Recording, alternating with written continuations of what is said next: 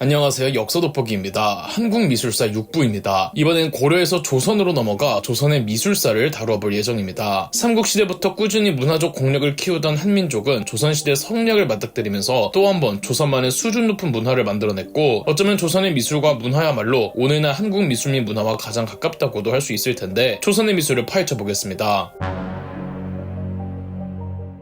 고려시대, 고려청자라는 찬란한 문화가 탄생하며 화려한 자기의 시대를 알렸지만, 고려청자의 역사는 고려 말 왜구들의 침략으로 종언을 고합니다. 청자를 빚기 위해 적합한 흙은 한반도 남서해안 지역에 집중되어 있었는데, 왜구들의 침략으로 해안가 지방이 쑥대밭이 되어버렸던 거죠. 자기를 생산하던 실력 있는 도공들도 전국으로 흩어질 수밖에 없었고요. 그렇다고 도공들이 더 이상 자기를 안 만든 건 아니었습니다. 청자를 만들 수는 없으나 내륙 지방의 흙들로 청자를 제작하는 방식의 백색 토양을 섞는 새로운 제작 기법을 시도했고, 이렇게 두 가지 색이 섞여 투박한 회색 빛깔을 내는 자기를 새롭게 만들어내니 이를 분청사기라고 합니다. 많이들 들어보셨죠? 분청사기는 고려 청자에서 조선 백자로 넘어가는 그 과도기에 해당하는 자기 유형으로, 고려 청자와 조선 백자는 각각 귀족과 선비라는 지배층을 위한 예술이었지만, 분청사기는 지배층의 전유물이었다기보다는 생활용 도구에 더 가까웠습니다. 그럼에도 분청사기는 특유의 투박한 멋이 지배층 피지배층을 가리지 않고 유행처럼 번졌으며, 조선의 양반들도 분청사기의 매력에 푹 빠지게 되죠. 조선의 왕실과 조정은 아예 국가 차원에서 분청사기를 제작하기도 했습니다. 조선시대에는 궁중 음식을 관리하고 만드는 사홍원이라는 관청이 있었습니다. 궁중 음식과 식재료는 물론 식기까지 담당하였는데, 지금도 많은 기업들에서는 이 사무부와 공장부가 분리되어 있듯 관리 업무는 궁궐의 관청에서 도맡되, 제작 업무는 제작 환경에 걸맞은 지방 분원에서 담당하였답니다. 당시 경기도 광주의 흙이 굉장히 우수해 많은 도공들이 광주를 추천했고, 7대 왕인 세조 때 경기도 광주에 사홍원 분원을 신설했습니다. 9대 왕인 성종 때에는 광주 사홍원 분원에 소속되어 있던 사기장이 400명이 넘었다고 하죠. 그렇게 사홍원 분원이 위치하고 있던 경기도 광주는 조선시대 도자의 본산이 되었고, 나중에는 이천, 여주, 용인 등에도 도자유들을 추가 설치한답니다. 분청사기의 멋과 매력에 대해선 이번에도 제가 좋아하는 고 최순훈 미술사학자의 평론을 소개해드리겠습니다. 고려 청자의 바탕을 둔 분청사기의 기법은 한층 대범해지고 민중적이었으며 서민적이었다. 그러면 분청사기는 어떤 점이 좋은가? 첫째, 거친 살결에 분을 바르는 화장술은 새의 맛으로 승화되어 장식 의장 이상의 장식 효과를 내고 있다는 점이다. 자기적이거나 인위적인 데가 없어 자연스러운 신선미를 자아내어 마치 한산 못이나 안동포 같은 자연스러움을 자랑한다. 둘째는 대담한 과장, 대담한 생략, 대담한 왜곡이 그 특징으로 이것은 근대 미술의 세계와도 상통하고 있다. 셋째는 전체의 생김새로서 예쁘게 생긴 아름다움보다 잘생긴 아름다움을 추구한 것이 분청사기의 세계이다. 좌우 대칭이나 둥근 맛을 무시하고 되는 대로 빚어낸 것들이지만 억지 아름다움은 찾아볼 수 없어 자연스럽다. 다시 말하면 못생긴 게 오히려 잘생긴 세계가 분청사기의 세계다. 넷째는 상상의 날개가 자유스럽게 활개친 치기의 아름다움이 곧 분청사기의 아름다움이다. 또한 무한한 해석이 가능한 추상의 아름다움을 가지고 있다. 그러나 16세기부터 백자의 등장으로 분청사기보다 백자가 더 큰 인기를 끌게 됩니다. 백자의 맑은 순백이 선비의 고결하고 깨끗한 정신을 상징하는 듯해서 주로 조선의 선비 및 사대부들이 좋아했고, 조선 중기부터는 사홍원 분원에서도 백자를 본격적으로 더 많이 제작하였습니다. 고려하면 청자, 조선하면 백자라는 말이 나올 정도로 백자는 성리학의 국가 조선을 대변했죠. 다시 한번 백자에 대한 고 최순훈 미술사학자의 설명을 소개해드리겠습니다. 의젓하기도 하고 어리숭하기도 하면서 있는 대로의 앙심을 털어놓는 것, 선의와 치기와 소박한 천성의 아름다움, 그리고 못생기게 둥글고 솔직하고 정다운, 또 따뜻하기도 희기만 한 빛, 여기에는 흰옷 입은 한국 백성들의 핏줄이 면면이 이어져 있다. 말하자면 방순한 진국 약주 마실 수도 있고 털털한 막걸리 마실 수도 있는 것, 이것이 조선시대 자기의 세계이며 조선 항아리의 예술이다. 한국 미술사는 자기를 빼놓고는 이야기할 수가 없습니다. 한국 자기 문화의 완성이 백자였는데, 백자가 탄생할 수 있었던 건 일찌감치 고려 때 청자라는 우수한 자기 문화를 이루고 이것이 분청사기라는 과도기를 거쳤기 때문입니다. 역시 예술의 완성이란 단계적 성장을 통해 이루어지는 건가 봅니다.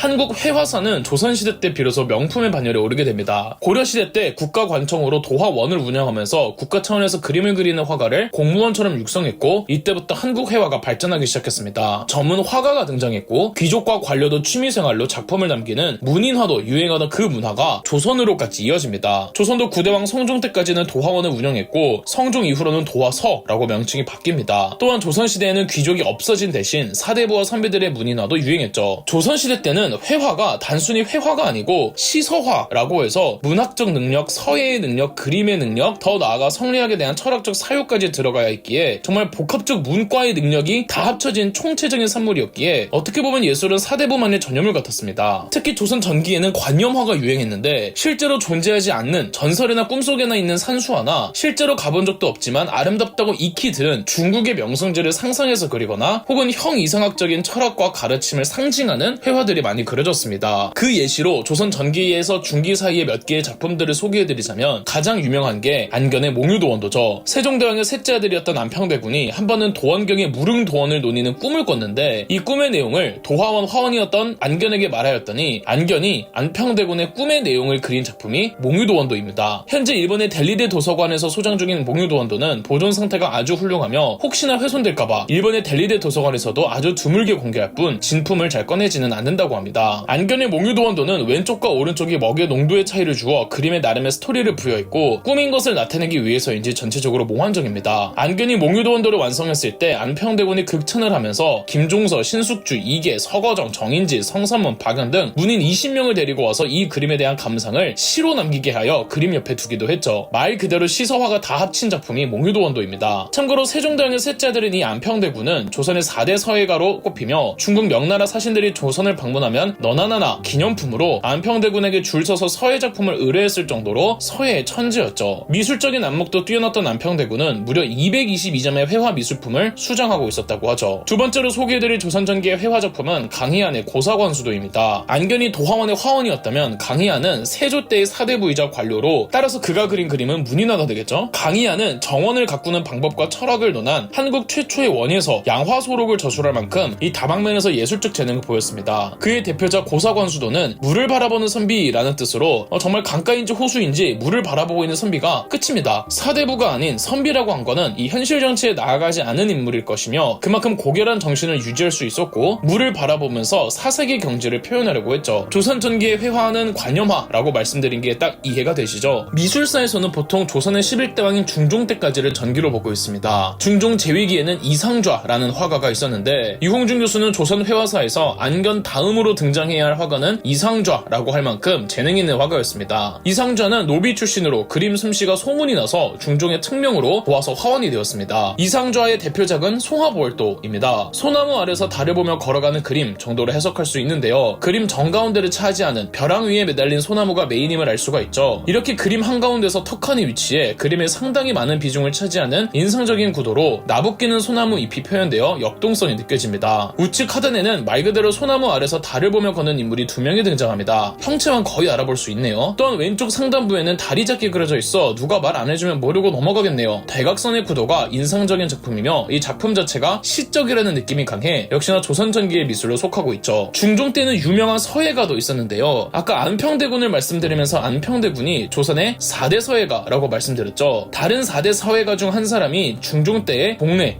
양사원입니다. 양사원은 사대부 선기감 관료로 금강산 유람이 그의 취미였고 자신의 호를 금강산의 별칭인 복례에서 따올 정도로 금강산 사랑이 대단했죠. 심지어 나중에 금강산 여행하다가 객사에서 죽습니다. 과연 그의 필체는 우리나라에서 가장 아름답다는 금강산의 화려한 산봉우리들을 보는 듯합니다. 양사원의 날씨를 날아가는 글씨라고 하는데 이처럼 날아가는 듯한 서체를 동양에서는 초서라고 불렀습니다. 이 초서가 워낙 까다로운 서예 영역인데 양사원은 이 초서에 능통했던 거죠. 지금은 못 가긴 하지만 금강산에 가면은 이 양사원이 새겨놓은 복례풍악 원화동천이란 글자가 있습니다. 양사원의 개성이 확실하죠. 제가 아까 농담조로 양사원의 서예는 그가 그토록 좋아했던 금강산의 그 화려한 산봉우리들을 닮았다고 말씀드렸는데 실제로 후대의 미술사학자들도 양사원의 서예는 금강산으로부터 영향을 받았을 것이라고 말합니다. 역시 예술의 가장 기본은 자연의 모방이라는 오래된 미술론을 배우고 가네요. 다음 영상에선 조선 후기를 다루겠습니다. 그럼 역사 돋보기였습니다.